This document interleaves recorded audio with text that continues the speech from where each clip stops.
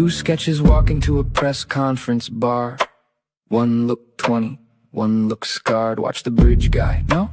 Wait, the car. Public's over here collecting whiplash in jars. Phone pings dancing like they pay no rent. Timeline folding like an accordion tent. Every presser sounded heaven sent. Till 6 months later, that's not what we meant. Lost interviews, mystery files. Everybody arguing in 50-mile piles. Chain of custody doing freestyle spins. And Reddit detectives clocking overtime shifts. Down the hill, up the creek, nobody can keep the timeline straight for a week. Magic bullet round with no boom appeared like a side quest dropped in the room.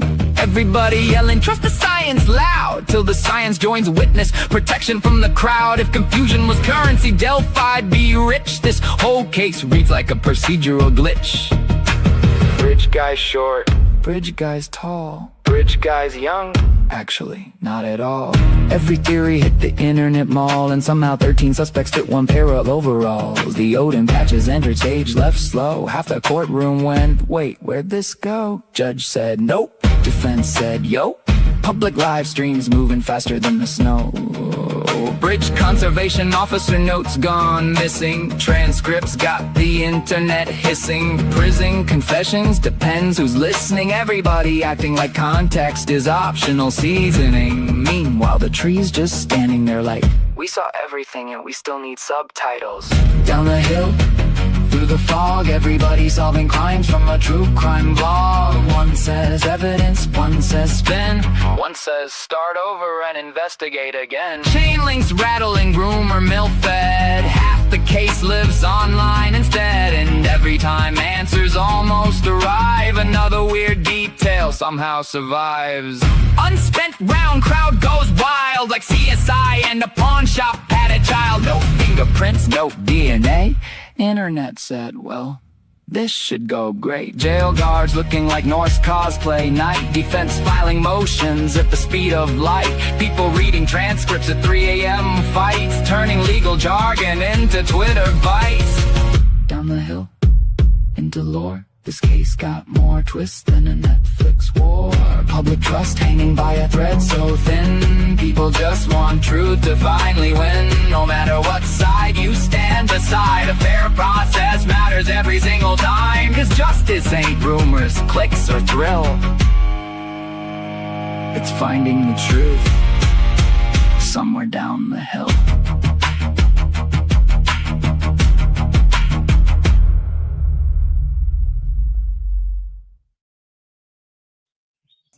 Oh my god. Hello.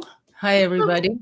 How was that song? It was my first time trying something creative like this. That was so good. So someone was like, Shibugi said, oh, I think it was classic. I need to learn how to do AI songs. Like, that was not me. That was all the outstanding, wonderful, amazing, beautiful Oksana, ladies and gentlemen. Listen, that was so good. I was so done with like trying to read this Melissa Oberg's testimony by myself. It was like, just my brain was exploding. So I was like, I'm going to sign up for StreamYard. And hey, listen, it was now with AI and Canva, there's just it's so cool. So dude, for sure. Look at all our peeps here. I can't believe it. I'm so excited for coming here with us.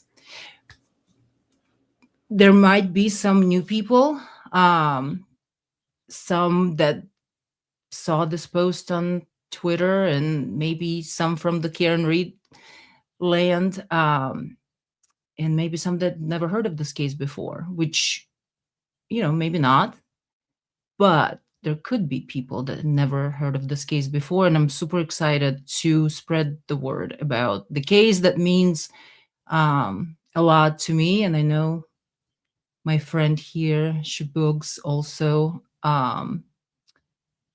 fights for justice for Rick Allen.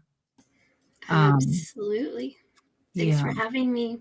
Yeah, thank you for joining and helping me read this craziness.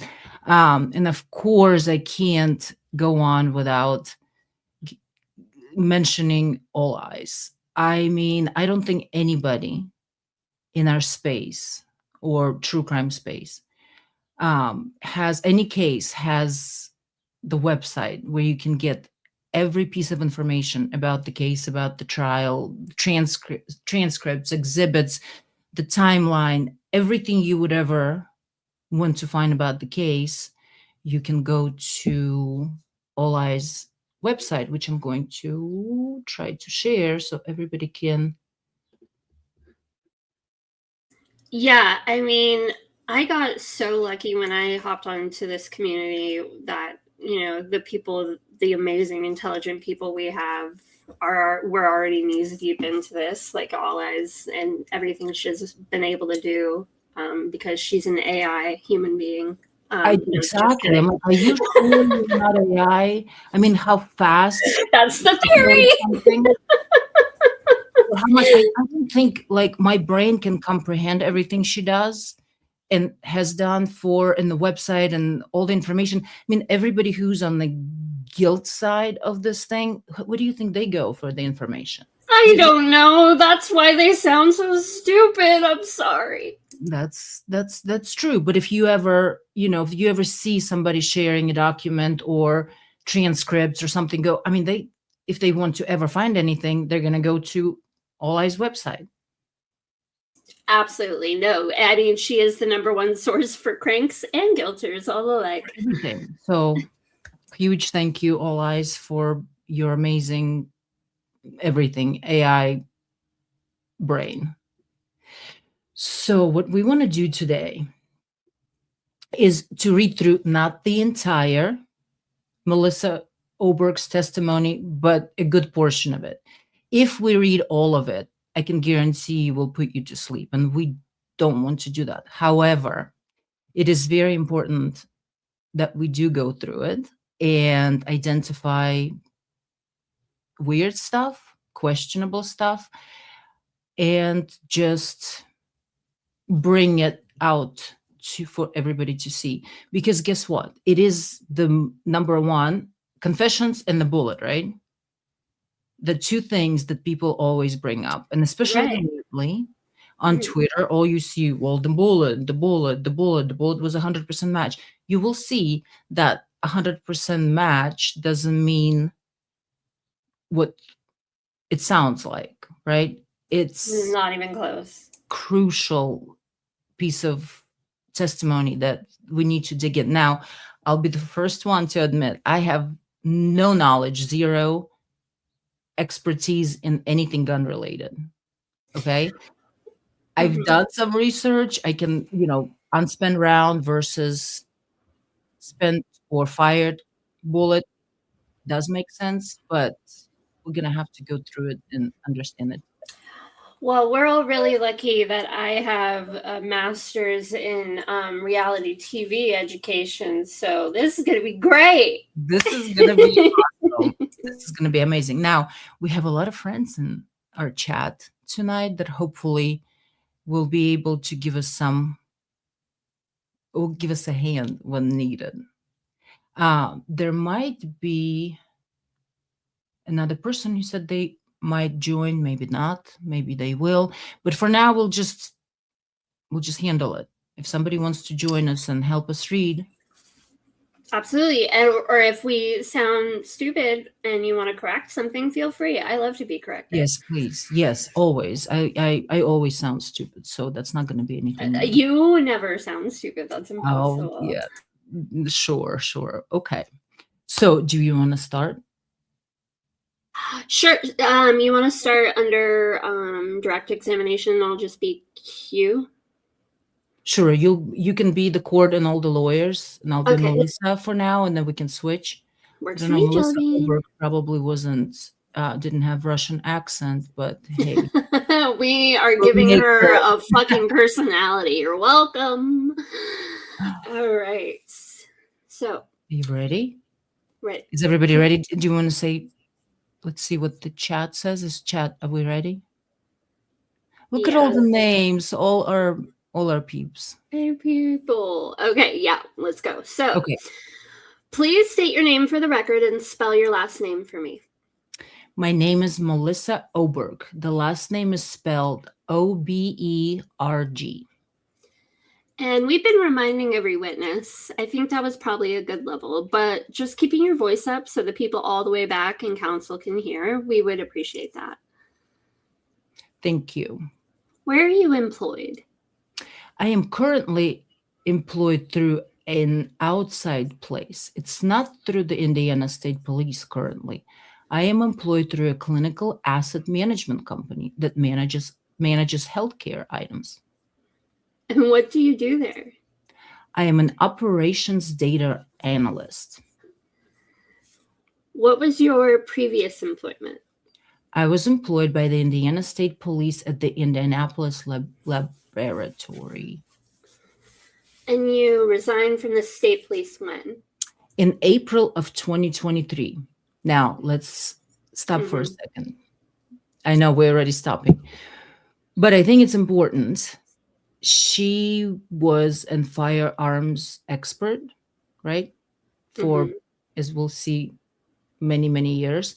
And then she left in April of 2023, what is the significance of April 2023? That's when the confession started, isn't it? That's when the confession started. Exactly. Now, I'm not alleging anything at this point, but it's just something to kind of put a pin. Well, I mean, yeah, and Rick Allen was arrested for the murders in October of 2022, which isn't that long prior either, Right. after her services were rendered. Yeah, and I don't know what motions had been filed by that time, but I bet you there were some motions or at least conversations about the bullet. I don't know, just interesting just to put a Very interesting fun fact, or as Bob Motta might call it, a bad fact. Yeah. Okay. In April of 2023.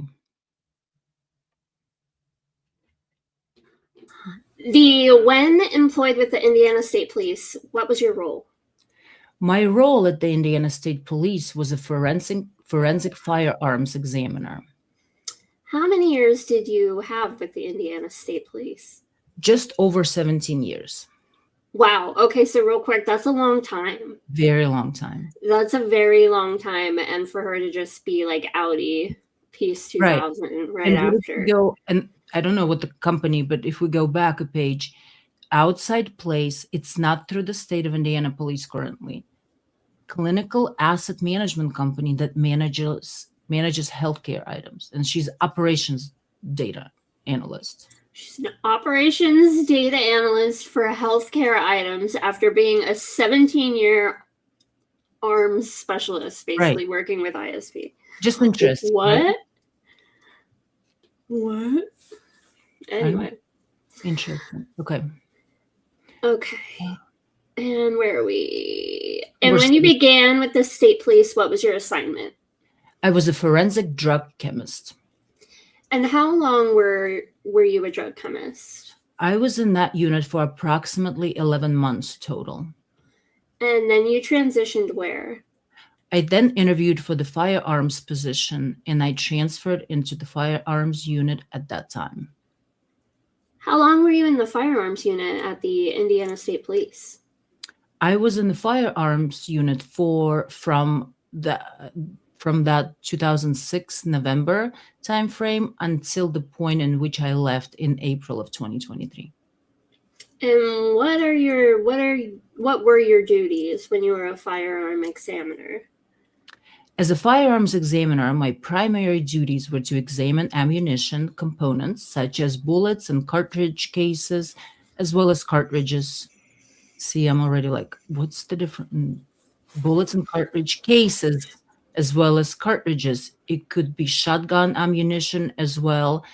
And I assessed them for their class characteristics, as well as doing comparisons to each other or to a firearm if one is submitted. I also did function exams of firearms to see if they functioned as designed by the manufacturer. I also did tool mark examinations, which is a tool mark examination could consist of bolt cutters, pry bars, anything that you could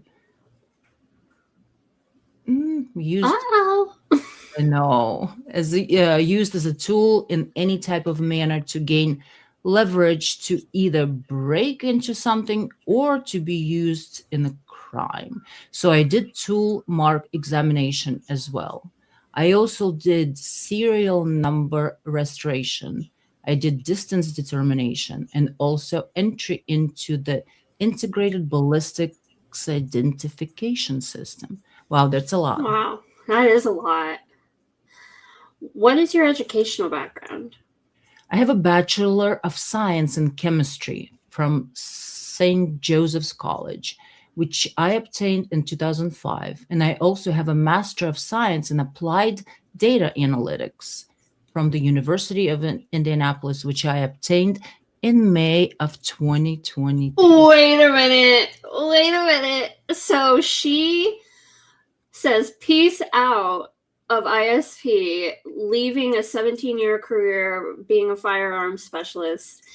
And not only does she then jump into some random healthcare thing where she's doing data analysts, but she even like goes as far as to getting a whole new education to start this whole new career.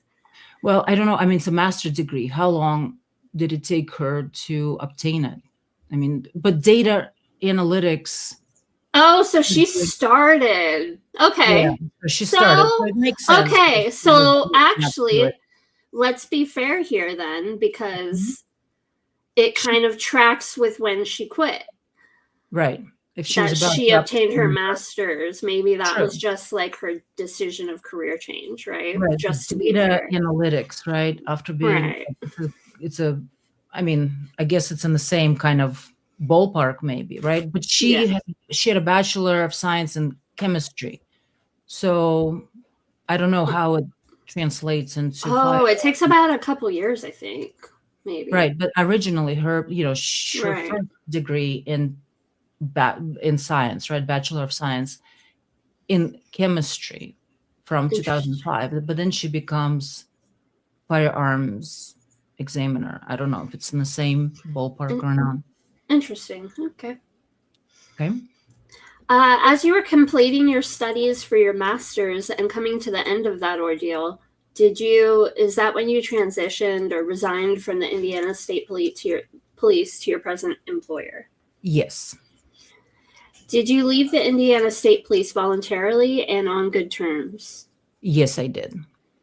Have you remained involved in firearm examination, the firearm examination community, and work?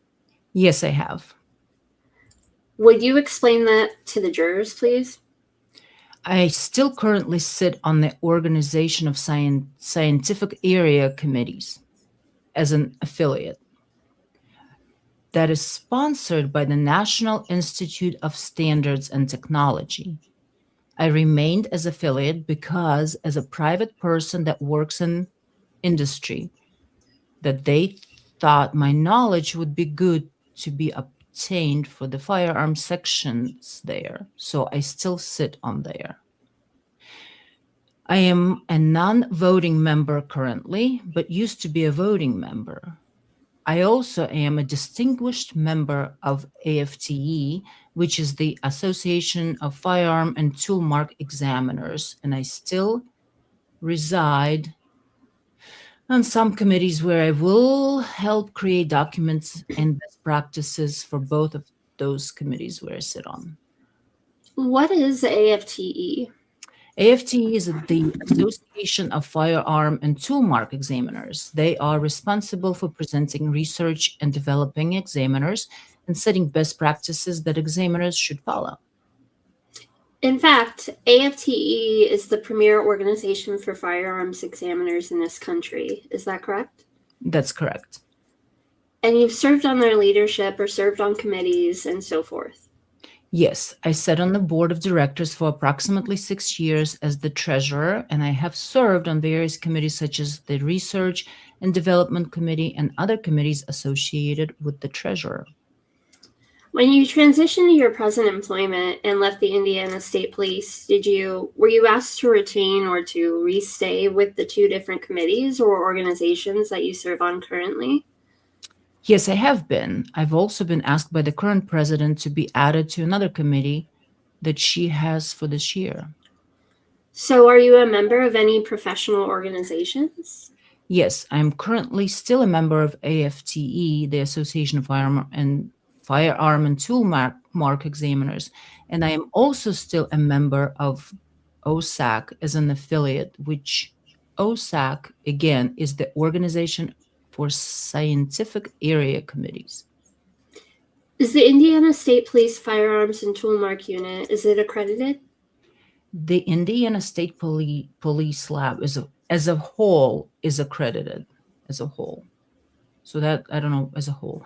So they are accredited by the American National Standards Institute National Accreditation Board. Up until your registration and moving on to a new area of work, were you certified as a tool, firearms, and tool mark examiner?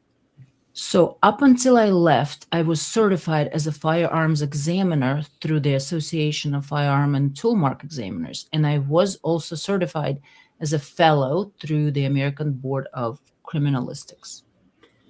And have you testified in court as a firearm and tool mark examiner? Yes, I have.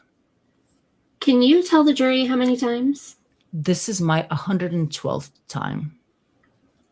And have you done so in both state and federal jurisdictions? Yes, I have. Have you continued to testify since May of 2023 on work that you did prior to your departure from the Indiana State Police? Yes, I have. As recently as when? August would have been the last time that I testified as a firearms examiner. And you have the potential for continuing to be subpoenaed into court to testify on cases of yours? Yes, it could continue indefinitely. Yeah. Press pause on that, bitch. We're bringing you back. Where was that August testimony? It was in Marion County. I'm going to hand you what's been marked as State's Exhibit 277. You recognize that? Yes, I do. What is it? This is a curriculum vitae that was prepared by me, that has my qualifications, my education and training that I have been exposed to while I was working at the Indiana State Police. Your Honor, I would move the admission of State's Exhibit 277. Mr. Rosie, no objection. All right. Without objection, 277 is admitted. I would ask leave, Your Honor, to publish it to the jury. You may. You may proceed, Mr. Luttrell. Thank you, Your Honor. Does ISP Firearms Unit take proficiency tests? Yes, they do. Would you explain that to the jury, please? What is a proficiency test? A proficiency test is an exam that an analyst will take on a yearly basis. It's provided by an outside vendor, so it's not casework, not submitted by a law enforcement agency. It's actually submitted by an external private vendor. And that private vendor submits that to, we actually purchase them. They are submitted to our lab, and then an analyst will take them. That proficiency test is so basically check is the analyst still proficient and able to work in the field. It tests basically their abilities and skills on an annual basis. That's basically what a proficiency test does. Were you, as a member of that team, were you subject to proficiency tests while you were on the Indiana State Police? Yes, I was. And did you pass those tests? Yes, I did. Can you tell the jury if you're aware of generally an examiner's performance in the field of firearms examination?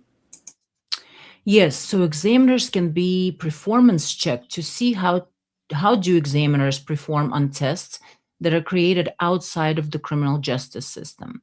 Typically, they're referred to as what are called black box studies. These black box studies are aimed to assess examiners' performance, and what they're doing is they're testing different things that an examiner may come across, such as subclass characteristics, consecutively manufactured firearms, longevity as far as like tests in between shots, could be length of time, and so different black box studies are created somewhat differently. But they're supposed to be created in a sense that it would be the hardest of what an examiner would come across in casework. So examiners can be tested on that, and they have developed examiner error rates based on those studies. And the reason these studies are done is because an examiner in real casework, in real life things that are submitted through the criminal justice system, an examiner does not know the error because they don't know the ground truth of the case. This whole thing does make zero sense to me. Me neither. They're just words. My brain is like a word salad. Assess Yes. examiner's performance, but examiner does not know the error because they don't know the ground truth of the case. What does it mean? I don't know. It sounds like something McClellan was saying in his opening. I don't know. Right? Imagine the jury sitting there. What do you mean? Okay. But black box studies, we can test examiners because we know the ground truth. What? Because it's developed by somebody, they know the answer, and they're checking. Wait, this sounds like a fucking like a prof stream. What? Did anyone understand this? I felt like I read this part so many times, and I felt like the stupidest person on earth. We can test examiners because we know the ground truth, because it's developed by somebody, and they know the answers. Somebody. We can test What? examiners, not examiners test you. Am I crazy? Is this a crazy world? No, it's They just know not because- our world. Because it's developed by somebody. They know the answers, and they're checking to see, are the answers correct? Who? Who's somebody? Who's checking? Words are words. Okay. Have you participated in any of those studies? Yes, I have. Whatever the hell they are. Is there anything more you can tell us about the results of those studies or anything else? So the analyst does not get the information back about how they perform on those tests because they are... Your Honor, I'm going to object at this point as well. I'm not sure that her testimony doesn't sound like it's connected to the circumstance in this case. Mr. Latroll? In fact, Your Honor, I believe it's an ethical responsibility. She has to explain the area of the field and the examiner performance generally in her Exactly, profession. but she's not. Yeah, it's not making sense. Okay, Overruled. overruled. Thank you. You may answer. My answer? Okay. Oh, yeah, I can. So examiners' performance on these tests, they are not 100% applicable to real life casework. Okay. They're basically applicable to what the examiner did in that testing scenario. And so the upper bound of what a false positive would be in one of these studies, which means an examiner would come to an incorrect conclusion if so a false positive is an incorrect conclusion that would have been excluded versus identified. So the error rates in those studies are typically worst case scenario, is about 2.2% of the time that an examiner would come to a false positive. A false negative, on the other hand, is when an examiner would exclude something that actually should have been included. And the error rate on that side of the equation is around 2.87%. You're sure getting into false positives and all that fun stuff early. Okay, sorry. Thank you. You had prepared some images and some slides to help the jury understand your work and what you did in this particular case. Is that correct? That is correct. I'm going to ask you to go ahead and move now, and you'll want your binder with you. Will that be of assistance? Yes, please. If we can ask you to move towards the screen. So we want to begin with very basics of examining what it is that you do. Would you explain this to the jury, please? Yes. So At its core, firearms identification or the examination of firearms or tool mark is basically a science that is used to determine whether a particular tool is used to create a tool mark, and this is an empirical based science where it's through observation. What is a tool and how I'm sorry. What is a tool and how are they made? So in our discipline, we are not only concerned with the tools that we may receive, but we are also concerned with tools that make the tools that we receive. What? We are not only concerned with the tools that we may receive, but we are also concerned with the tools that make the tools that we receive. Okay.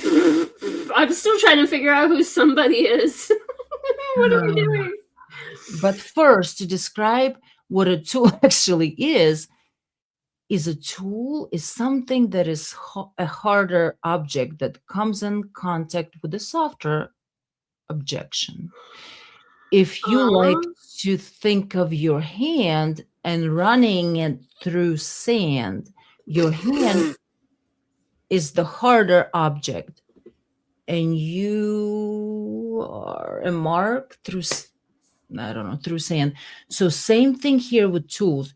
You can have, as I've described before, as a tool mark examiner, I can examine bolt cutters, I can examine pliers, and also the subject tool here of a firearm.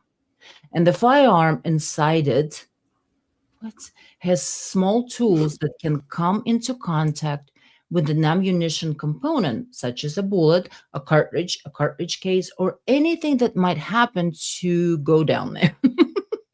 This is starting to sound like an OBGYN visit, guys. Anything. Wow. Anything, okay. But as an examiner, I'm not only interested in this, but I also need to know or want to know what makes these tools. So that's of interest and of value to us. Because again, those tools are going to be harder and they're going to make marks on these tools. Again, imagine you're a jury sitting in that room. Okay. Those tools, meaning the tools that make... You guys, I can't. Okay. Get it together. Okay. Those tools, meaning the tools that make these tools, are going to be harder than these tools. Correct. What is a tool mark? So a tool mark, basically, there are a couple different features of a tool mark. It can be either impressed or striated. If we go back to the sand and my hand example. Thank God. If you take your hand through the sand, that's actually a striated mark. But if I took my hand and I patted it on the sand, that's an impressed mark. Okay. Okay. I'm following. In a discipline, you can have both impressed and striated at the same time. If you take a look at the lower left picture there, you'll actually see an impressed firing pin. And when the barrel dips in the firearm, it actually creates a striated drag mark here. So an examiner can assess both impressed and striated, and it can happen with the same tool during a process. So they're not necessarily mutually exclusive. They can happen together, so you can have both striated and impressed. Typically with bullets, you are mostly going to see impressed marks, but with cartridges and cartridges cases, you can get a number of different actions going on, okay, depending on how that cartridge or cartridge case gets outside of the firearm. And do you have if you wish to use it, you do have a pointer there that might be of assistance. Thank you. Parts of a cartridge? So what you're seeing here, just to give you some familiarity with what an examiner works with and some terminology that I'll be using throughout this presentation. is first we're going to look at what a cartridge is. Not only do I have it up here, but I also have a live model here that you can see. Basically, a cartridge is a single unit of ammunition. Okay, real quick, I just want to shout out Osbrook is in the chat, and Yay! Oh my god. He made a good comment. Where is it? Let me find it. Okay. He said her written report referring to Oberg should have disqualified her. It says the impressions are randomly created. If so, no match can ever be made. Correct. So if they're just in general randomly created, then there would never be any such thing as a match because it's impossible. Yeah, once we get into like meat and potatoes, we're going to skip some of you'll see some ridiculousness, but once we get into the meat and potatoes of it, you will, yeah. Okay, so, if I may interrupt you, would you mind keeping your voice up and walk a little bit closer to the jury, so they're able to see this model? Yes, so basically a cartridge is a single unit of ammunition. It is designed to go in the firearm and be fired. This unit of ammunition will have what's called a cartridge case, which is this area right here. I want to see if, hold on, if we can, I don't know, maybe not. All Eyes had her presentation, but I don't know if we'll know which slide is which, but we'll definitely go over it at some point.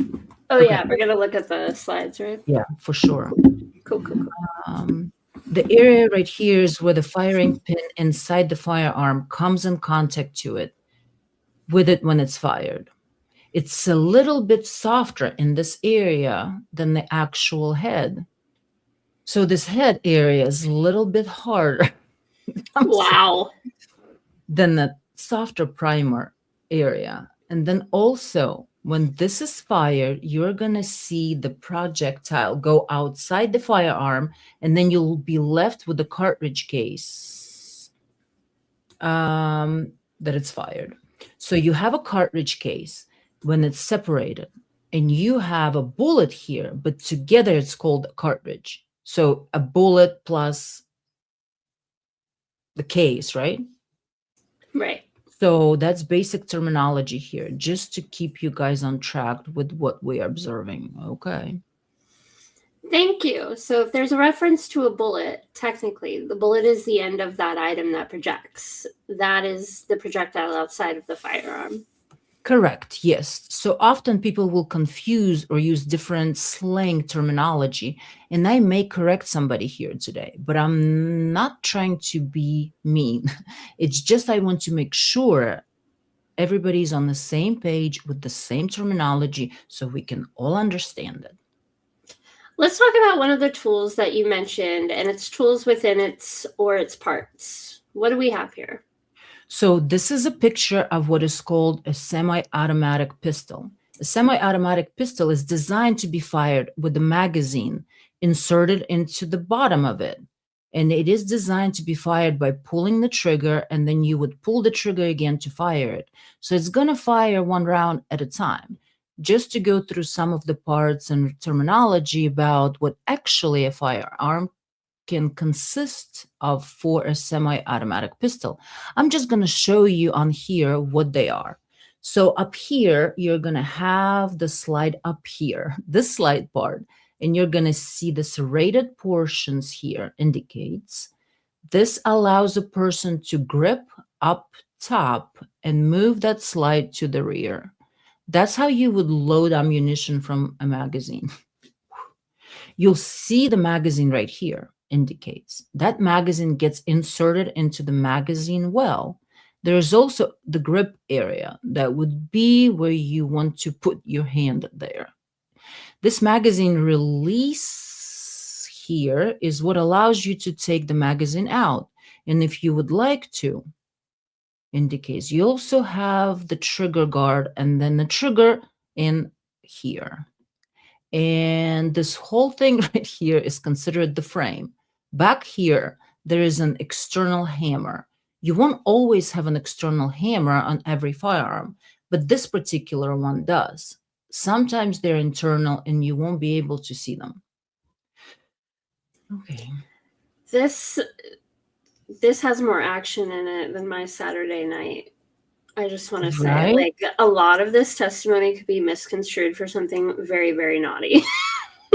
A lot of it. Can you imagine if criminality and sleuthy were even? Oh my God. Looking down at the top towards the inside of the firearm, what do we see here? So when you pull that slide to the rear, Help. stop it. Help. Which I talked about using those serrated edges to pull back. You're going to see the magazine inserted in here. Okay. I'm telling you. And as you look inside the firearm, there are different tools that a cartridge case, or bullet could come into contact with it. They are what are called magazine magazine lips right here.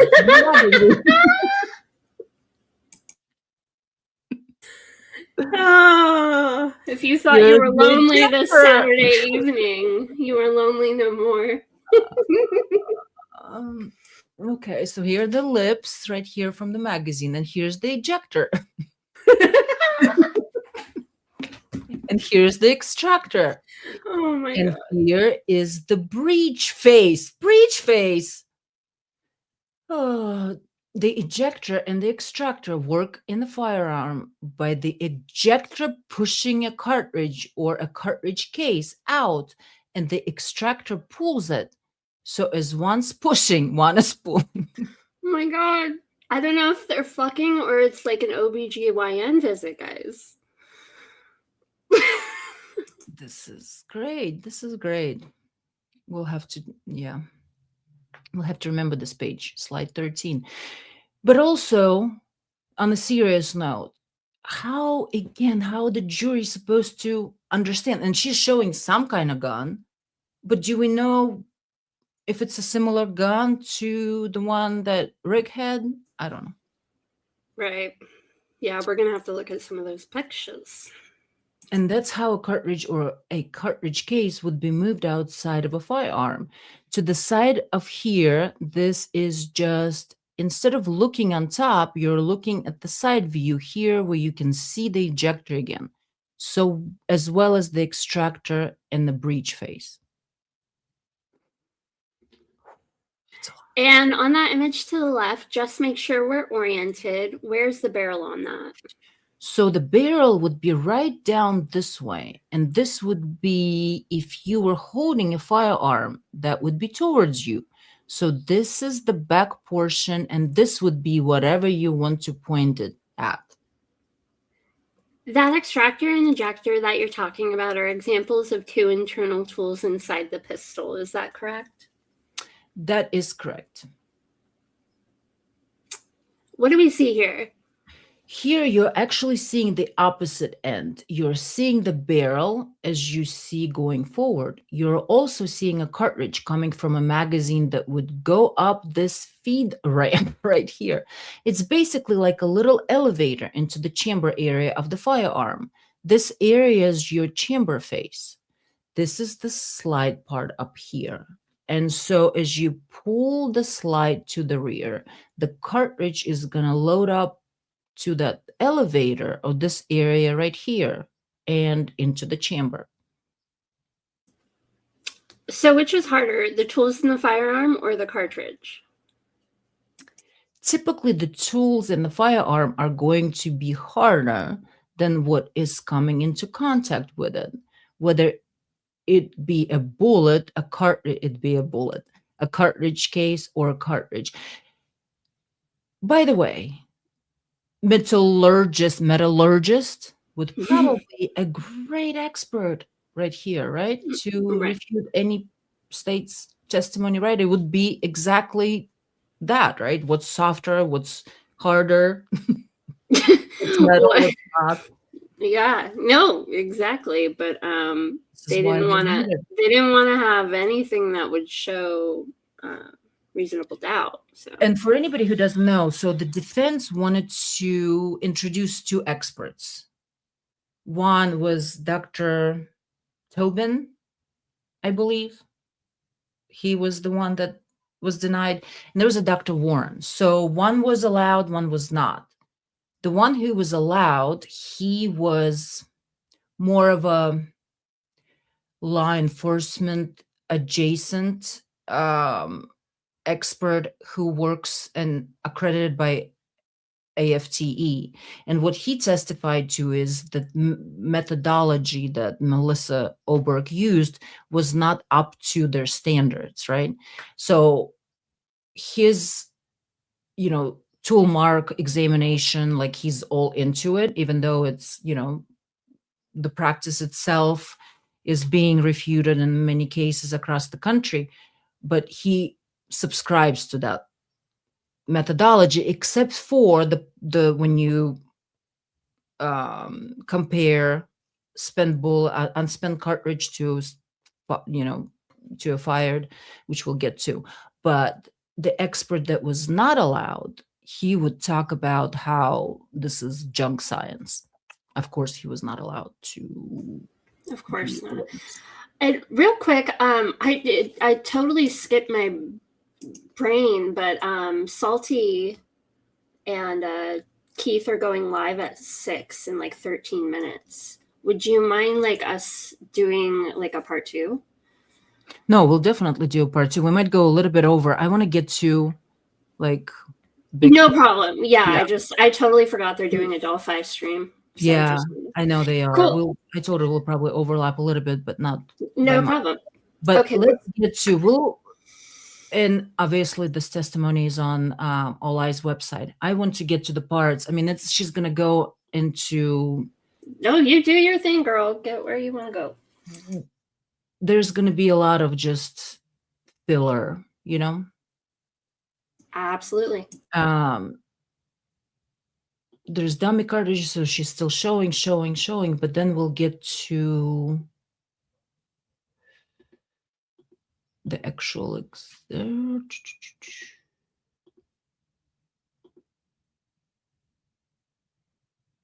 Sorry, I didn't mean to throw you off. No. Fine. Okay, here we go. Let's start right here. Do this question. Thank you. Where at? Oh, got you. Okay. Yeah. Thank you. Excuse me. I'll step through here. I want to hand you, Miss Oberg, Exhibit 148. Can you look at that, please, and tell the jury if you recognize it? By the way, Exhibit 148 is item number 16. This is the bullet. 148 is the bullet that was found at a crime scene. So yes, this has the Indiana State Police barcode on it, and it has my initials, the item number, the case number, and again, it has my initials down here on the tape seal. I'm going to hand you State's Exhibit 278. Will you tell the jury what that is? So the State's Exhibit 278 are pictures that were taken at the time of my examination process. It has the outside packaging as well as what was contained in the inside packaging, which was a Winchester 40 caliber Smith & Wesson caliber cartridge. So 278 was pictures. There's multiple pictures, and there's going to be some confusion on 248. It's actually 278. Go ahead. Oh, Troll. I would move the admission of State's Exhibit 248. No. Wait, what? No, I'm confused. Is that like a error in typing? Yeah. Or 248. Like I went back and forth like throughout. It's 278, but he's gonna. Weird. Okay. No objection. All right. Without objection, 278 is admitted. May I ask to publish it to the jury, please? I thought you said 270. I might have misheard you. 248. Is that correct? Oh, okay. It's 278. 278. Oh, I'm sorry. 248 is, I thought he said 248. He did. I did? He said 248, but it's 278. 278. Correct, sir. Thank you. It's confusing. My apologies. That's all right. We have a lot of numbers here. We don't need any confusion. Yes, you may be published. Yeah. Miss Oberg, is the photograph on the top of that, I think, 4-page packet, is that simply a photograph of this object right here? Yes, it is. And states 148. Can you tell us how it came to the laboratory and how it came to you? Yes, hold on one second. When I am referencing right here is a chain of custody of this particular item. It originated coming to the lab from Brian Olehi, and then it was given to Stacy Bozanovsky, and then I received it from Stacy Bozanovsky. And do you know who Stacy Bozanovsky is? Yes, she's a DNA analyst at the Indiana State Police. So the cartridge that's been photographed and contained within the packaging of State's Exhibit 148 went to DNA before it went to firearms? Yes, it did. Is that unusual? No, it's not. And why is that? I am a DNA and fingerprint destroyer. So anything that comes to me has the ability to potentially get destroyed. And the reason is because of the way things are handled. So it's always best that it goes through DNA and fingerprints first. And that's because of what I have to do, whether it be manipulating on the scope or the examination process. Our surfaces are not built like DNA, and the fact they're working in a sterile environment. So if I were to notice something and it hadn't gone to DNA for fingerprints, I'm going to stop my exam immediately, and it's going to go back to them. The process that happened in firearms, it just does not render the ability to maintain that stuff. It's not that we don't try, it's that we involve a lot of surfaces. We use gloves as much as possible, but gloves tear, especially when you're working with firearms and so forth like that. So we try to preserve, but process it, is that it should go there first. When 148 was received by you and you opened it? Correct. And was there anything inside this container besides a cartridge? There was a folded piece of white bench coat paper. And is that a type of paper that you're accustomed to seeing in the laboratory? Yes, I am. And you don't know the origin, or you have no information directly on the origin of that particular object? Typically, it comes from a DNA analyst in their examination process. It's something that they use. So they'll open the item on a particular surface, they'll fold it up and put it back for the retention. We don't mess with that in the firearms section. It's just maintained with the integrity of the item. Okay, I'm gonna stop for a second. So from this last few pieces, does it sound like she received the bullet and then sent it to DNA and fingerprints, or it didn't come to her and it came to her only after it went to DNA and fingerprints? Well, here's the thing. We know they didn't fucking do great DNA, so it would lead me to believe they never even tested the bullet for DNA. They did. I remember Stacy. They did? Okay, good. Okay. They couldn't find DNA or fingerprints, but it's just interesting that she went into this whole like, well, usually if I get it and if I send it to, it wasn't very conclusive whether. Yeah, there's the chain of custody is a gray area. Mm-hmm. Here, for sure. Okay. So 148 again, it is the Winchester 40 caliber Smith & Wesson caliber cartridge. Contained jacketed hollow point bullet, brass primer, nickel cartridge case. And the cartridge was found at the crime scene. That's what 148 is. Okay. Where are we at? So I think... Okay, so typically it comes from a DNA analyst, I think. Okay, you go ahead with this question. Okay. And how would you describe that? How did you, when you observed the cartridge inside of 148, describe for the jury its appearance?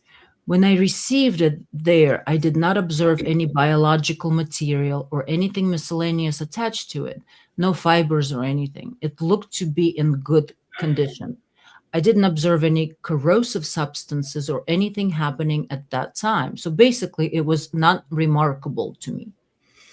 Real quick, Alez on Delphi said it was collected from the scene, then swabbed by Bozanovsky, then sent to Oberg, supposedly. Okay. Thank you for that. Here's a curveball question for you, if you're ready. How do you compare a fired to an unfired? Just kidding. How many cartridges and cartridges cases have you examined in your 17 years with the Indiana State Police? Or how many unfired to fired bullets you compared? Anyway, I don't have a particular number. I can alls I can say is a lot. Could be thousands. Yes. And do you see them in all different kinds of conditions when they come to you? I'm not talking about the bullet and bullet fragments, that part, but I'm just talking about the cartridges and cartridge cases. Yes. And you're accustomed in those thousands of experiences to see cartridges and cartridge cases in a variety of conditions? Correct. Did this particular item, 148, did it appear to be weathered or in any way affected by the outside environment? I did not observe anything. Interesting, because it came from the ground. I Right. can't tell you if it was outside or inside or how it was recovered or what conditions. All I can say is that when it came to me, I did not observe anything that would make me think that it had been in a state where it was in contact with corrosive, either substance or outside. That's weird. It was literally, and we don't even know how long, well, okay, I guess the theory is it was there for a few hours, but so what, they cleaned it? I guess when they tested for DNA and fingerprints. But there was not, if you remember, there was not a lot of pictures taken. Right. Okay. When this was received by you, did you examine it? Yes, I did. Describe that for the jury and describe to the jury what we're looking at. So the first submission that I received initially, I received the cartridge, which was my item 16, which is 148, States Exhibit 148. And I looked at it for class characteristics. I noticed that it was a Winchester 40 Smith & Wesson caliber cartridge. It consisted of a jacketed hollow point bullet, and it was loaded into. It had a brass primer and nickel cartridge case. It also had what appeared to be 3 ejector marks on the head and at least 3 extractor marks underneath the rim, and some miscellaneous marks on the head, as well as some marks on the side of the cartridge case walls. Do you still have your model with you, the cartridge model? Yes, I do. So what does it mean? Do you still have your model with you? I guess the model cartridge, right? Like the dummy cartridge or something. Yes, I do. Yeah. Would you mind getting that? When you say you saw 3, what might be extractor marks, where did you observe those? Extractor or ejectors? Ejectors. So the ejectors are actually on the head, and there appeared to be one in one location and then a grouping of 2 closer together. And are you looking at this through the naked eye, or are you using any assistance? So one can observe them either with the naked eye, but most analysts, when they start looking at class characteristics and so forth, or doing any measurements, they're using a stereoscope, I think. Stereoscope. So a stereoscope is just a lower powered magnification scope. It's not as powerful as a comparison scope. It sits at your bench and you're able to pull it over any object directly and enhance the magnification to see what's present. And there are other objects here. What else did you receive while you were examining the cartridge? Oh, this is interesting. So initially, Initially, right? Initially, I only received the cartridge, but during the examination process, I was also made aware that there was a firearm that was recovered, and I hadn't closed out my notes or written a report yet. So I added this item that I received, which was a Glock Model 22 40 caliber Smith and Wesson caliber something. And with that, I received a magazine and 15 cartridges. Those 15 cartridges were Federal 40 Smith and Wesson caliber cartridges. So with that bullet, at the same time, they collected. Now, this gun, what gun is it? Where did it come from? It's a model gun?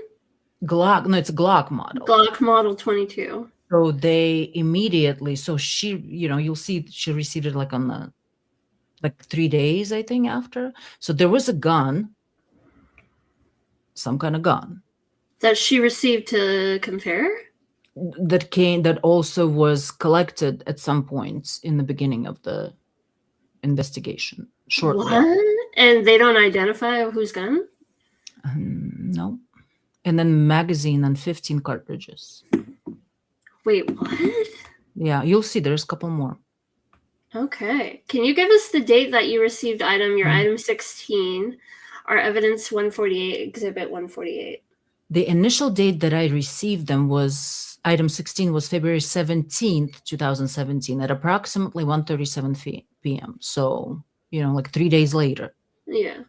And when did you receive this Glock Model 22.40 Smith & Wesson caliber pistol? I received this item at first, February 17th, and this one I received at 1:06 p.m. So 1:06 p.m., she gets some gun, Glock model, 40 caliber Smith and Wesson pistol, and then at 1:37, she received the bullet. So she actually received the gun before she received the bullet.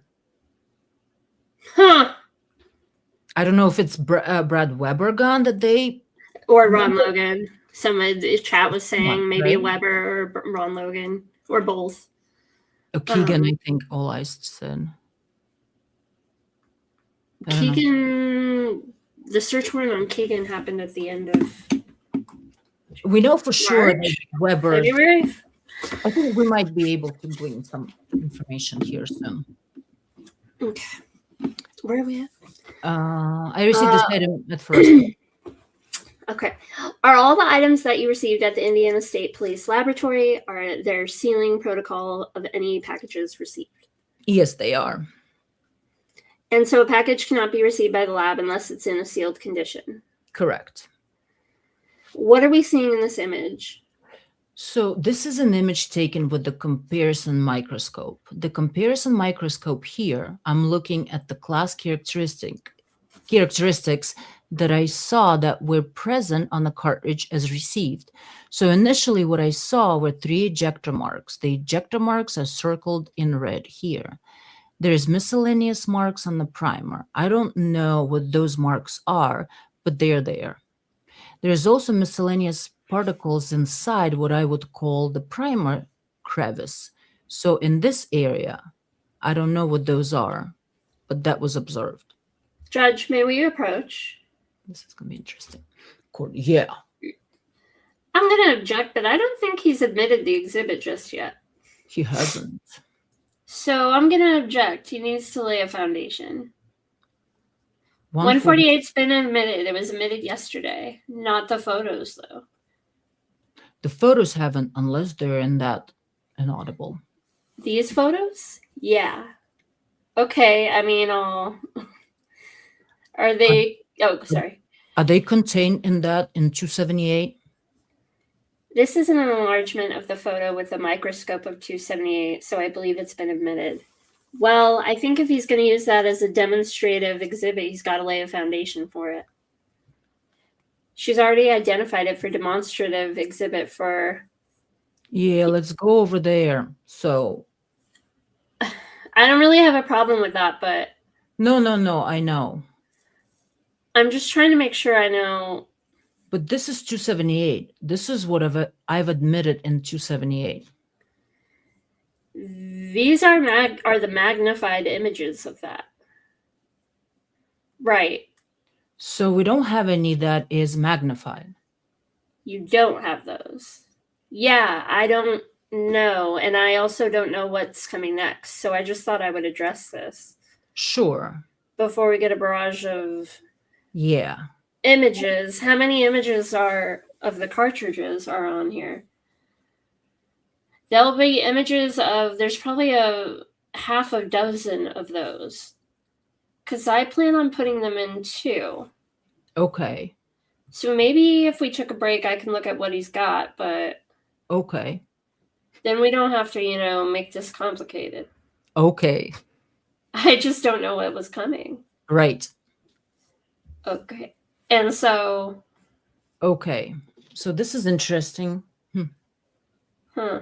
So they're going to take a break, look at the images. The court says, I'm glad you brought that up because I am... okay, let's get to...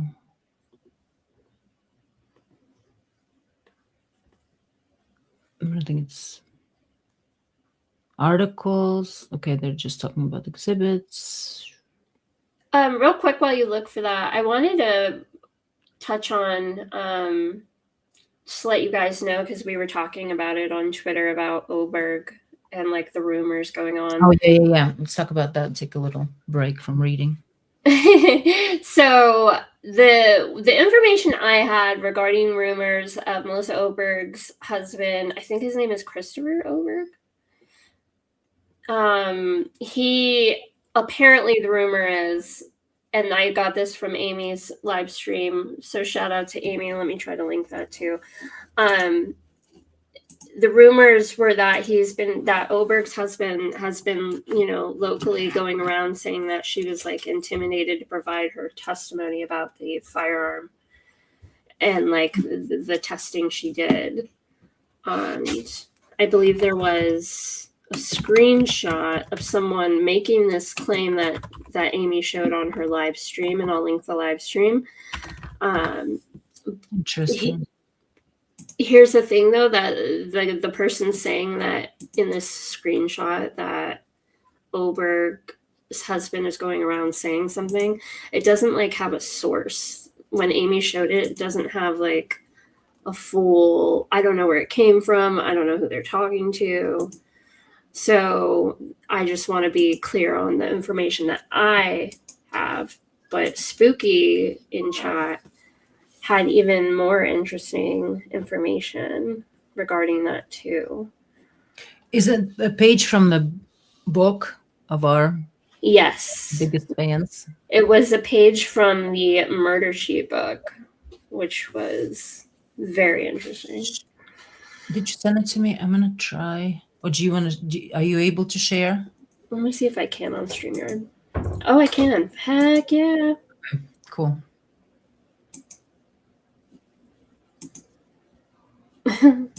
Sorry, guys. Let me. Oh, I got it. All right. I think you have to approve it. At your stage, okay. Okay. Let me. Oh, this is. Can you zoom in at all? Hold on. Let me see. No. I don't think so. Oh, no, because I'm doing it. Hold on. Maybe I can. I'll just make it bigger. Here we go. All right.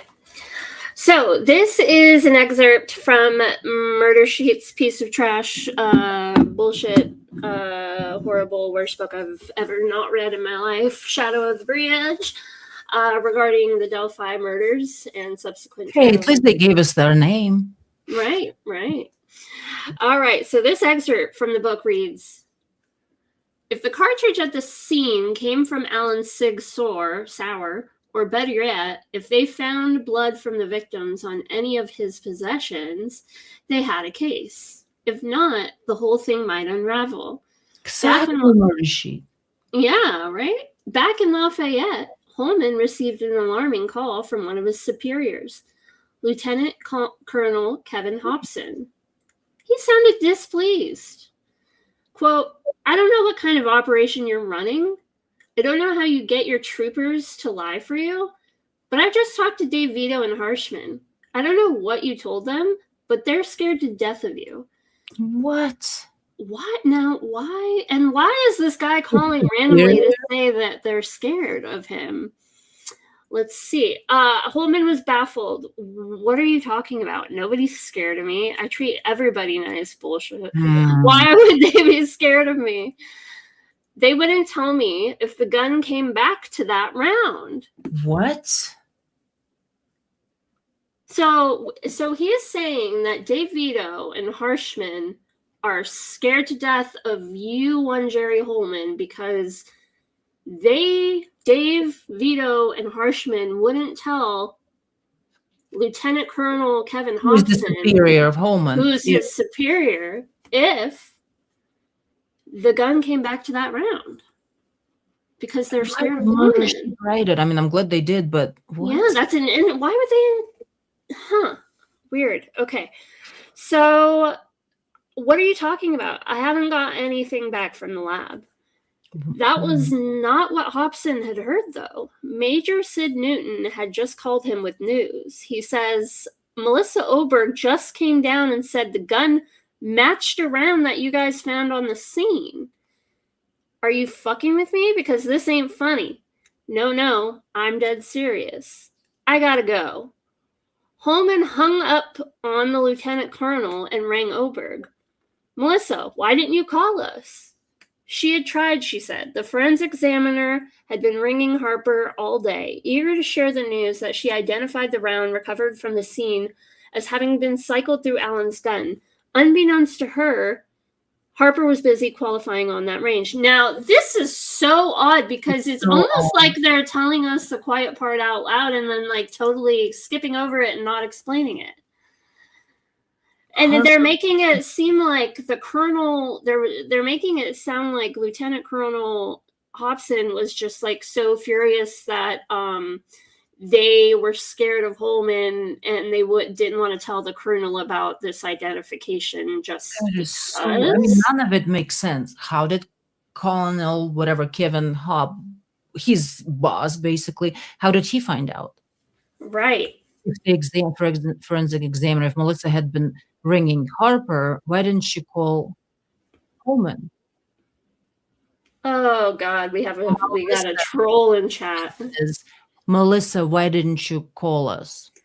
I've been trying, but she was trying Harper. I don't know. It's and why does Melissa Oberg need to call Holman and let him know, and his lieutenant still doesn't know because he's being told by his guys that they're scared of Holman because of something to do with the gun matching the bullet. Anybody has any ideas or thoughts on this? When I read this today, Spooky, thank you for Spooky again on Twitter, provided this. When I read this, because I'd never read this before, I was stunned. And it's from the book? That's crazy. And it's from the book. How did they find out? Right. And now, to be fair, all eyes is like, oh, I love their copy pastas or the shit they say. Like, sometimes they just take liberty with the shit they say, but this is very specific and odd. Yeah, it wouldn't be like a story they made up for no reason. No. And it doesn't look good, so it's just confusing. It's super confusing. I don't know, but it was a great thing. But anyway, and tie that to now we're hearing all these rumors about Oberg's husband, who, by the way, because I am reckless as fuck, I messaged him on Facebook. Oh, you did? No way. What? That's awesome. No, well, I didn't get a response, so it's not that awesome. But still, what did you say? But I tried. Where is it? You messaged him on Twitter? He's on Twitter? No, Facebook. I give no fucks, guys. I give zero fucks. Right. That's why we know you. Right. Melissa's not on LinkedIn. You can't find where she works now, which is interesting too, right? Like if she's some data analyst for some healthcare company, you'd think should be, be Interesting. fine. Okay, well, yeah, his name is Chris Oberg. This was awesome. Okay, April 19th, 2026, I said, please, God, tell me the rumors are true and you've spoken up about Melissa being intimidated to do something. Maybe she'll come out. Fingers crossed. Okay, so there's a couple more interesting pages. So they start back up. Question? Go with the question. Okay. I wanted to begin by, we're looking at this image here of the portion of the cartridge that was submitted to you, States Exhibit 148. And while that's up, I wanted you to talk to the jury about the stamp. Is this called the head stamp? Yes. So anything outside of the primer area, what you see stamped here would be considered a head stamp. And explain what's markings or what is stamped on that head stamp.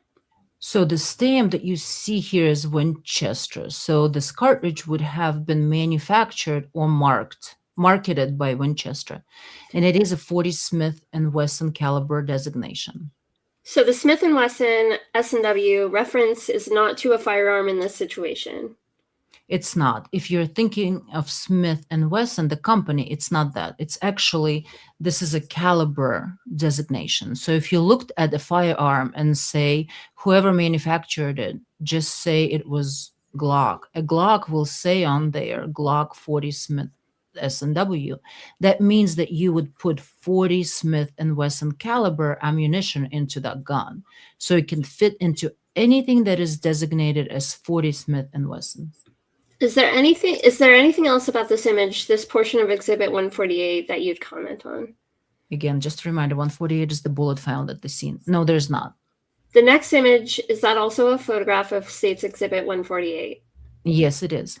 And what does it show? This shows extractor or what appears to be extractor marks underneath the rim of this cartridge.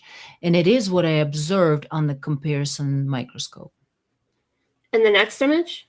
This image here shows the sidewall of the cartridge. So again, you remember the little exhibit from before. It's going to be the side area that I'm looking at. So it's turned to its side on the comparison microscope. And I'm looking to see, is there anything that is indicative or maybe chamber marks or magazine lip marks? And what I noticed was in that there are marks present. The two pink arrows, they could potentially be magazine lip marks. They could be from something else. They are not what I would call, they don't have a lot of information there to assess off of, but there is something there. There's something there. The gray area at the top are random scratches. I don't know what they're from, but they're just not a lot of information up there. Random scratches. Okay. But I asserted it to see what's there and what potential marks might be there. Let's back up to the submission one slide. We see that photograph of the Glock. Did you compare the Glock or the cartridge on the left, States Exhibit 148, to the Glock? So that's the Glock that was submitted 106 on the 17th of February, before and the bullet that was submitted 136. Yes, I did. Could you explain to the jury how you did that? So that basically back to the level 1 and level 2 analysis. I would have function tested the firearm, test fired it, and cycled it, and I would have compared those to the cartridge that was my item 16. And what was your conclusion after doing so? The conclusion on this firearm to the cartridge that was submitted is I noticed that there were differences in the position of the ejector mark from the Glock. It was closer to the primer. It looked like an upside down check mark, basically. I did not observe any corresponding individual to item 16. I didn't observe any significant class characteristic similarities. However, since I only received one of item 16, I did not officially exclude it. What does it mean? Since I only received one of item 16. Item 16 is the bullet. Of course, there's only going to be one. Right. I did not officially exclude it, but there was nothing to suggest that item 16 was cycled in the firearm in item 24. Did you receive later in 2017 another submission? Yes, I did. And what did you receive? In this submission, I received 2 additional firearms. So 2 additional firearms in 2017. I received a Smith & Wesson, this time not to be confused with the cartridge designation, but the actual manufacturer of a firearm, a Smith & Wesson model M&P 40 Smith & Wesson caliber firearm. I also received the magazine, but no ammunition with that firearm. The second firearm, I received a 6 sour, I don't know, 6, well, how do you say it? 6 Sour, I don't know. sour. Model P239, 40 Smith & Wesson caliber pistol. I received a magazine with that, as well as an envelope containing 6 cartridges. Those 6 cartridges were Winchester caliber 40 Smith & Wesson caliber cartridges. They had a different head stamp than item 16, and they had a brass primer and brass cartridge case. So you compared what your number, item 16, which is State Exhibit 148, you compared this to the Smith & Wesson and to the 6 Sauer. Correct. Yes, I did. Or, sorry. Where are we? But you read the but both. But both of those are 40 caliber Smith & Wesson pistols. That's correct. It's But just the Glock was? Weird. That's correct. Huh? But both of these are 40 caliber Smith & Wesson. That's correct. It's just the Glock was. All of them were 40 caliber Smith & Wesson. Well, I don't know. Well, not Rick's, right? So No, those are the 3 firearms that she received in 2017. yeah, okay. Okay, so the other ones were not like actual Smith & Wesson pistols, yeah. And your conclusion on both the Smith & Wesson pistol and the 6 Sauer Model 239 pistol was what? So item 90, which is, I guess, Smith & Wesson model M&P 40, that was very similar to the Glock in the sense that it didn't have similar class characteristics to item 16. It had differences in the way the shape of the ejector was. It was more oval shaped, and it also had ejector shear. It also had nice representative marks on the chamber that I could rapidly identify back test to test, but I did not observe that on item 16. So in this case, again, there was really no similarity in class characteristics, and there was no significant agreement of individual characteristics. So while I didn't fully exclude it, why not if it's not it? There was nothing to suggest that it was from that firearm. So she didn't exclude one, and she didn't exclude the second firearm, the 6 Sauer. This firearm did have similar class characteristics to item 16.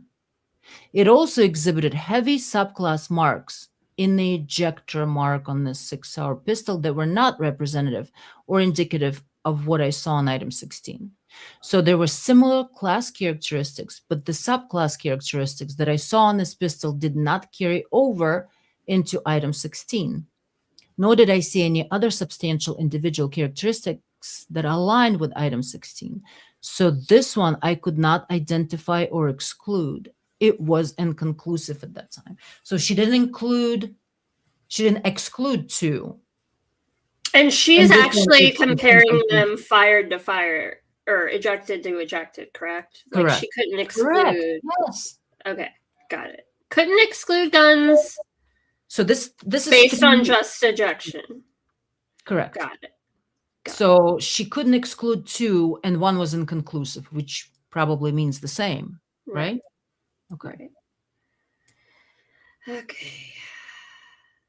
2 guns not excluded. Rick's ejection marks were not a match.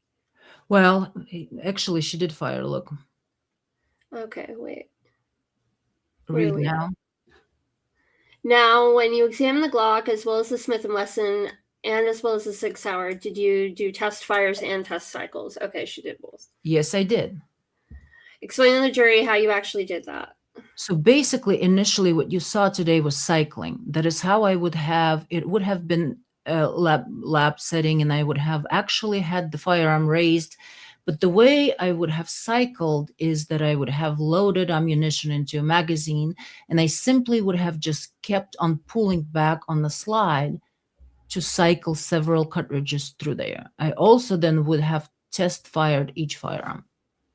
And where did you test fire them? The firearms are test fired in our water tank at the Indiana State Police. So basically, you load the magazine, put it in the magazine well, and you'll fire those. The bullets will land in the water, and the cartridge cases will extract and eject to the side of the firearm. And now your State's Exhibit 148, your item 16, this is the bullet at the crime scene, is a Winchester cartridge that you received in February of 2017. It's a cartridge. It's not a, as you explained, it's not a fired or spent casing, correct? It was not fired, no. So explain to the jury why you did test fires with these firearms.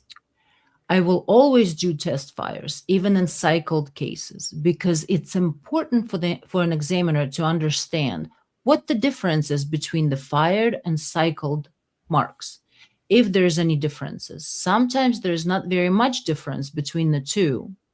So I want to be able to see the difference. If there's any differences or if there is substantial difference between them. So I'm not going to take both fired.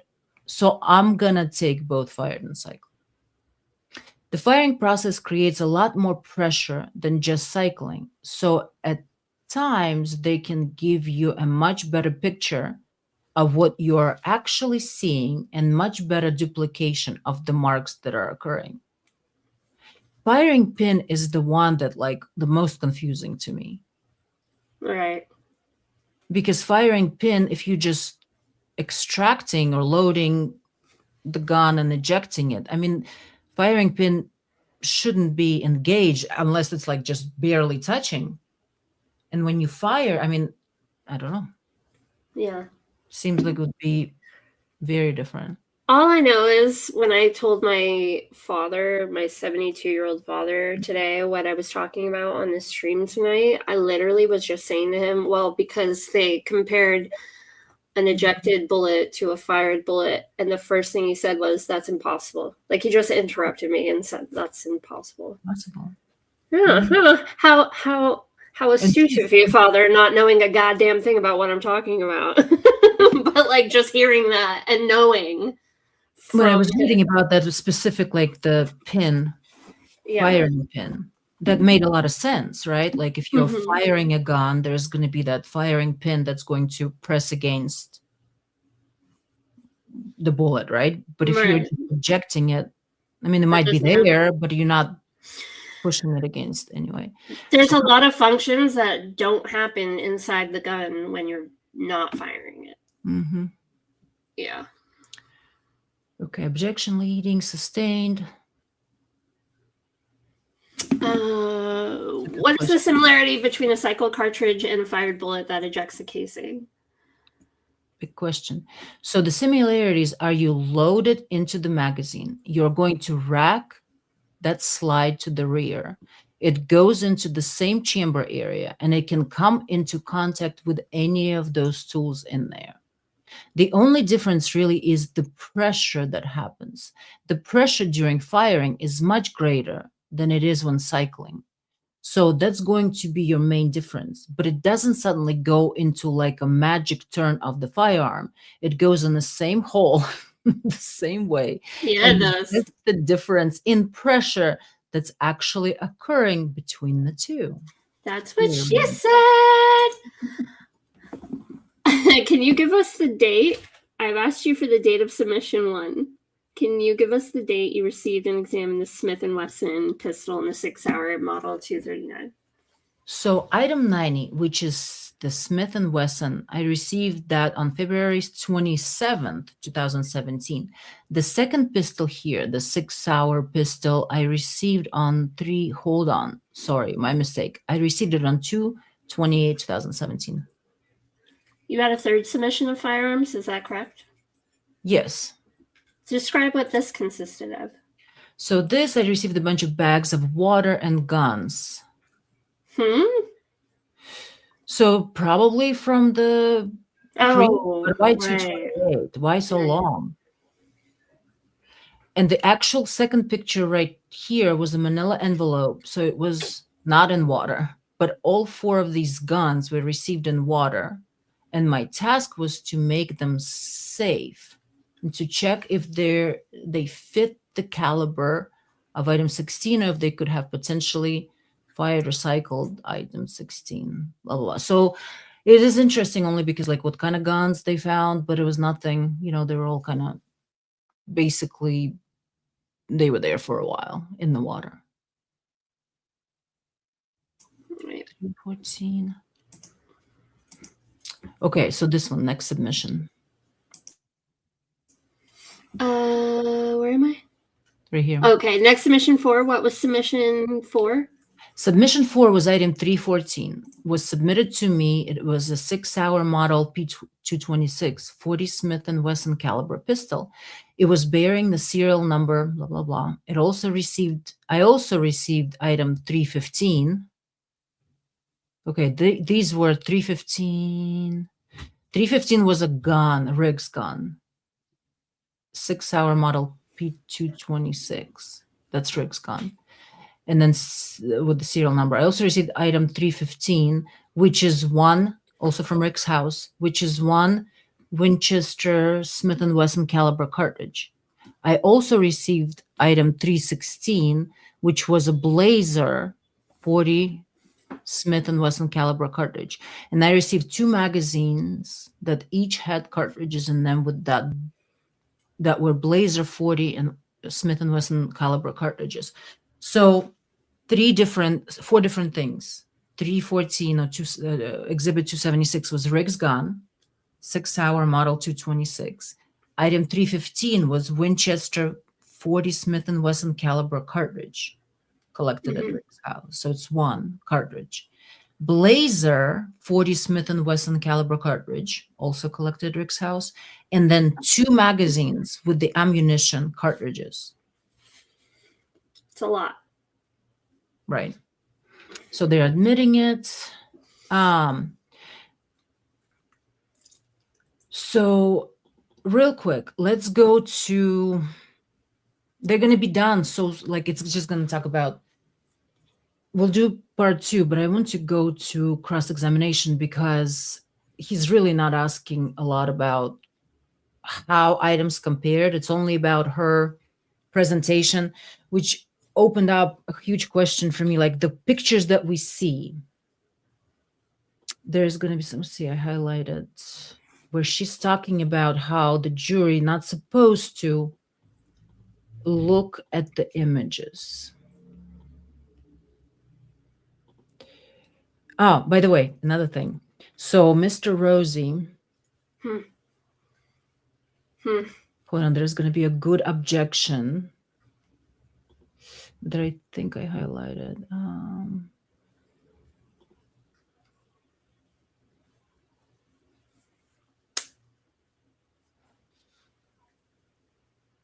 Okay.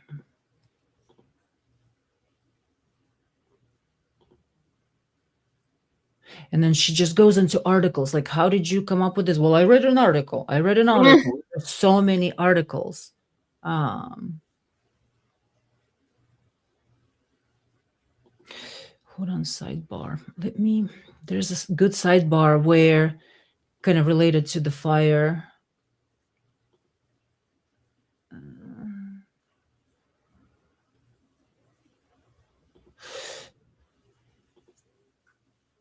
Maybe approach.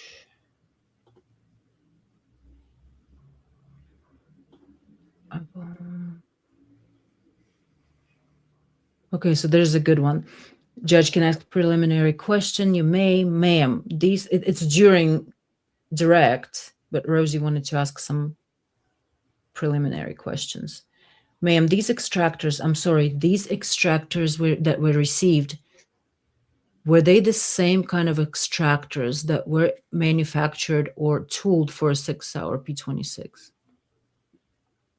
They have the same type of process that could potentially be used on an extractor they would put into a 6-hour, but it is not the extractor that would be inserted into 6-hour, comparing apples to oranges.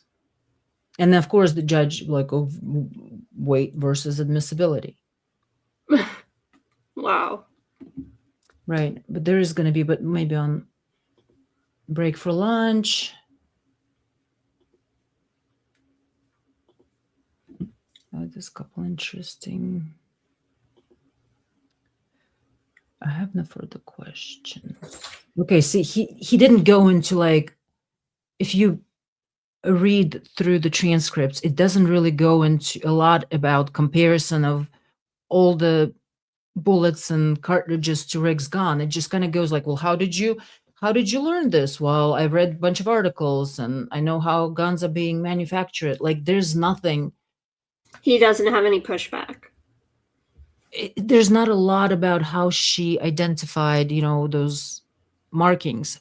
And also, my biggest question is, and we'll get to, this is the only thing that I want to get to, the images that we always thought were of Rick's bullet to, let me see if I can share this, that all eyes had, all the images. Okay, hold on, I'm going to share the screen. Okay. I really want to look at that. Yeah, me too. And I'm going to add.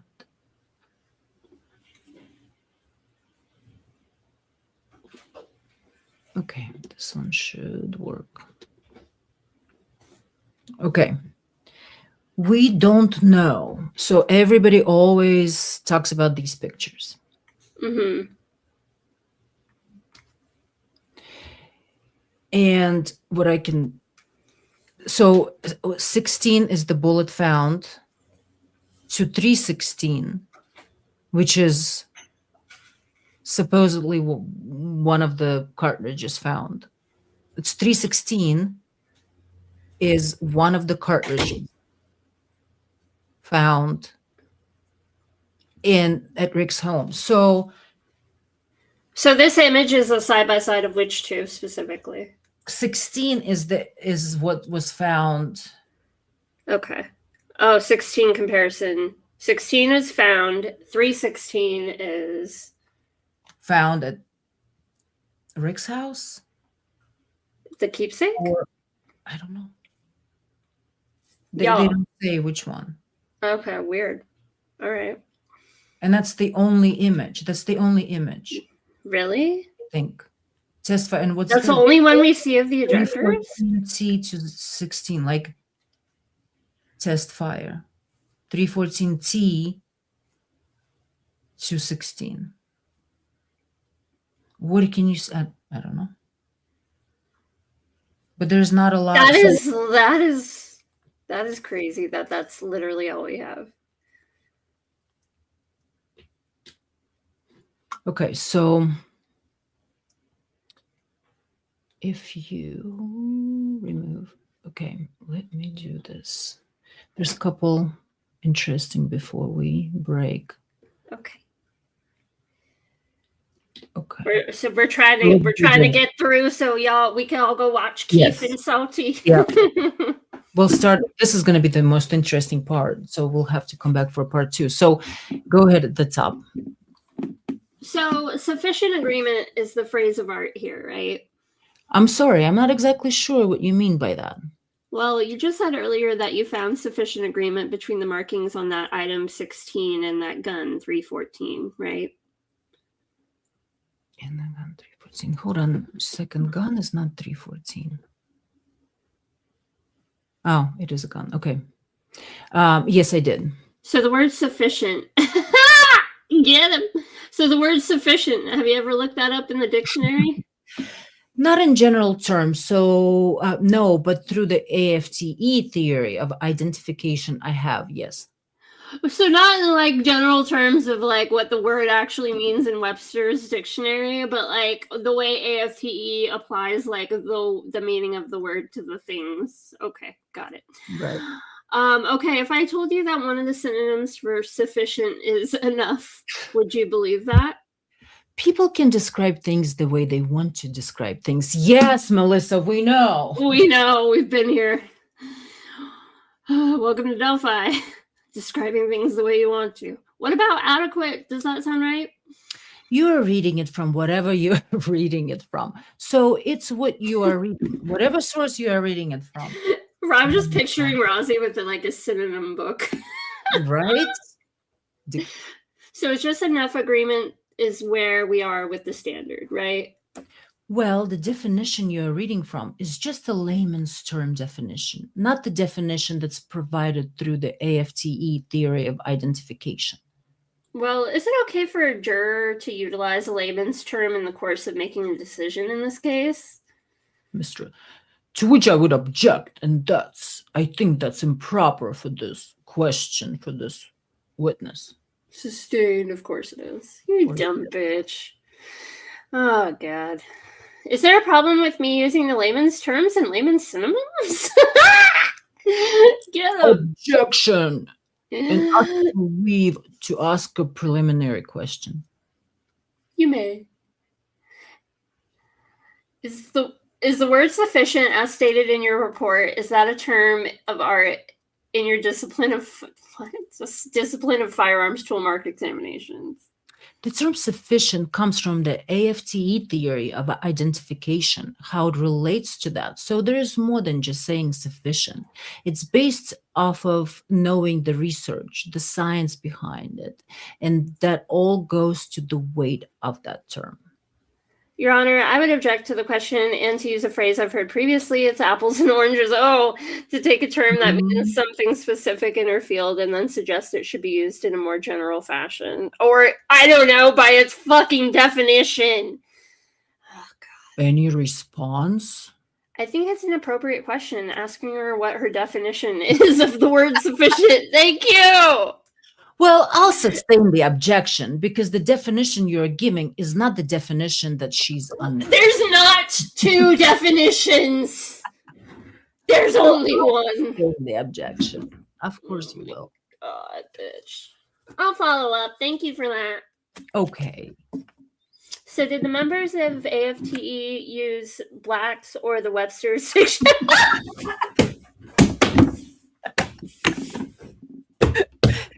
Get him, Rosie. Help! So did the members of AFTE use Black's or Webster dictionary? Then they created the term, phrase, sufficient agreement? I wasn't there when they wrote the theory of identification. But the theory of identification is based on the knowledge that comes from the field. So they can use terminology, but it has to associate to the field in with which you are working in. So the language the language you're speaking today in court may be different than the language all of us speak. Yes, Rosie. It's not that it's different. It's that it's in relation to what I do.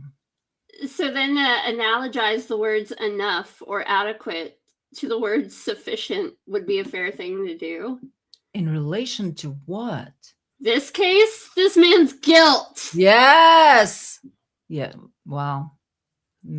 I'm not asserting those that those terms that you're using are what the AFTE theory of identification states. We're talking different languages, right? It appears to be, yes. Okay. All right. Just real quick on the video. That video does not make any reference to ejectors, does it? No, it does not.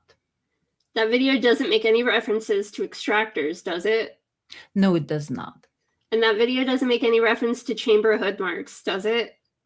It actually references how the barrel is made. So it doesn't say chamber or hood marks, but it actually references how the barrel was made. So even that front portion that includes the chamber face is actually referenced in the video. They don't use those terms though, do they? No, they do not. And there's actually a couple of different plants where they manufacture cigs. Is that right? There have been different plants where they manufacture them. They have manufactured them overseas, and a lot of the operations are currently here in the United States. Germany? Yes, Germany would be one. It initially started out in Switzerland. And I think you touched on this earlier, but that video just demonstrated the basic components of that particular P2296 firearm, which is platform and the barrel, right? The handle, I guess. Well, it went through how the manufacturing process works and also how the assembly process works, but in general, yes. There's a whole bunch of moving parts inside of those firearms that we've been talking about today that were not part of it, correct? The assembly process is actually part of that. So the extractor and the ejector, they all come into that assembly process, but not the manufacturing of it was not shown in that video, no. It's possible that SIGs may actually acquire for example, their ejectors from another manufacturer, right? Correct. Oh. Mhm. So wow. So for example, Glock is a handgun manufacturer we've talked about today. Correct. Glock model. Right? So it's reasonable to believe that maybe, for example, Glock might actually manufacture ejectors and then sell them in large volumes to SIG to be placed in SIG guns, right? There could be potential to do that. So that does happen in the industry, doesn't it? Yes, it does. I mean, in this case, I believe earlier in one of the lab reports you put in involved a Smith & Wesson handgun, right? That is correct. And there was some similarity between the tools in those and the tools in the SIGs because they use the same goddamn it! It was, this part was. I mean, in this case, I believe earlier in one of the, you put in, okay, that is correct. And then, what do you mean similarities? That they have extractors and ejectors? well, if the ejectors can be found, similar ejectors can be in each of those guns. This is insane. I've never noticed. I've heard, I don't know. It's different when you're reading it. Similar styles and shape. It would have to fit the actual frame of it. So there may be little nuances that it may or may not fit in the firearm. It may not. Same is true for the extractors. This right? man's life, 130 years, Unreal. May not. No wonder why they couldn't exclude multiple guns, because multiple guns probably use the same fucking extractor model types or some It could shit. be extractor, ejector. It could be Glock. It could yes. be Smith and Wesson. That's why you don't compare fire to unfired, motherfuckers. No, sorry, my language. I'm so sorry. Even fired, it could be. It's so many cases it was considered junk science because you don't know how it's made. Which part is the whole thing Glock or is the whole thing Smith and Wesson? Now that a ejector and extractor can be, I don't know. Oh wow! So just wow. This is why you don't do fired to unfired. Okay, that's why it's junk science. That's why this is insane. That's correct. Go ahead here. And there was some similarity between the tools in those and the tools in the SIGs. Wait, hold on. So you've got the different right here. Do this one. So you've got a. Wait. Did I go back? Yeah, right here. So you've got different combinations out there in the industry when it comes to tools being placed in certain platforms with certain manufacturers, right? That's correct. And I just counted 5 off the top of my head. Beretta, Glock, Smith & Wesson. God, he knows his shit. High Point and another one. How many gun manufacturers do you think there are making pistols, if you just had to take a guess?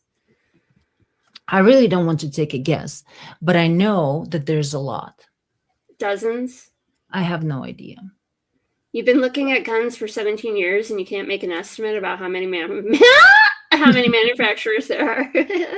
Well, in the sense that before I left my career, there's a lot of black market stuff going on right now. Really, Melissa? Huh, 3D printing. 3D printing, really? Wow. So there's a lot of 3D printing going on. So it make a guess would only not give it sufficient justice. Really? Interesting word of sufficient. Sufficient justice?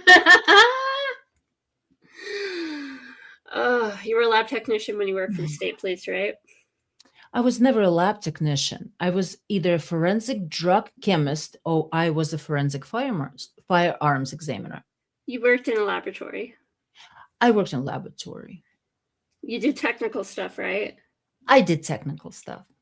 And there's no minimum requirement in terms of education that's required by AFTE to do the job that you did at the state police lab. Is there? There's not through AFTE, but through our accreditation standards, we do have to meet them. With the state police, you got to have a minimum, what, a bachelor's degree? A minimum of bachelor's. But you could have a bachelor's degree in physical education and get a job in the laboratory, couldn't you? In some of the disciplines, you usually need in the criminal justice or whatever category. So those are some of those courses and areas that we look for. Certain disciplines allow different things. A drug chemist, you usually have to have some type of chemistry background, DNA or some sort of biology background and so forth. How much longer are we going to go? Sorry. I think we need to, need to be done for now. Yeah, because we could sit here for... We're running way over, Keith and Salty. Yeah, and I feel we're bad. going to go. We'll meet there. But I can do you anytime a part 2. I am available whenever you want to do it. I can do it. I'll do it. I'll make it happen. Going to be the soft tool or the hard tool? Oh, I am having so much fun. I love it. I love it. Thank you for having me. This was fun. Thanks, everybody. So much fun. And let's go watch Keith and Salty. We'll see you. We'll see you there. Mwah. Bye. Bye.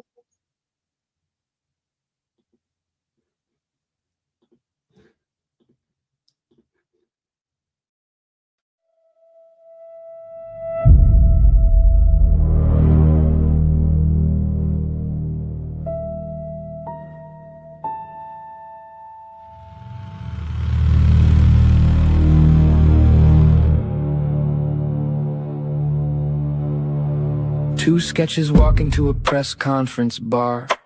One looked 20, one looked scarred. Watch the bridge guy. No, wait, the car. Public's over here collecting whiplash in jars. Phone pings dancing like they pay no rent. Timeline folding like an accordion tent. Every presser sounded heaven sent. Till 6 months later, that's not what we meant. Lost interviews, mystery files, everybody arguing in 50-mile piles. Chain of custody doing freestyle spins, and Reddit detectives clocking overtime shifts. Down the hill, up the creek, nobody can keep the timeline straight for a week. Magic bullet round with no boom appeared like a side quest dropped in the room.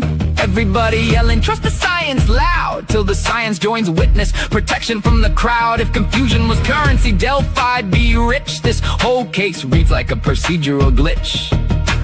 Bridge guy's short, bridge guy's tall, bridge guy's young, actually not at all.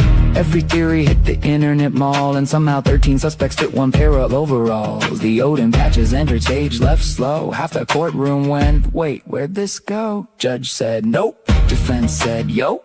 Public live streams moving faster than the snow.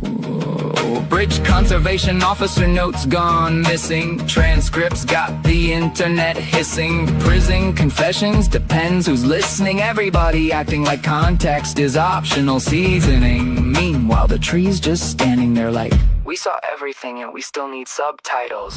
Down the hill, through the fog, everybody solving crimes from a true crime blog. One says evidence, one says spin, one says start over and investigate again. Chain links rattling, rumor mill fed. Half the case lives online instead, and every time answers almost arrive, another weird detail somehow survives. Unspent round, crowd goes wild like CSI and a pawn shop had a child. No fingerprints, no DNA. Internet said, well, this should go great. Jail guards looking like Norse cosplay. Night defense filing motions at the speed of light. People reading transcripts at 3 a.m. Fights turning legal jargon into Twitter bites. Down the hill, into lore. This case got more twists than a Netflix war. Public trust hanging by a thread so thin. People just want truth to finally win. No matter what side you stand beside, a fair process matters every single time. Cause justice ain't rumors, clicks, or thrill. It's finding the truth somewhere down the hill.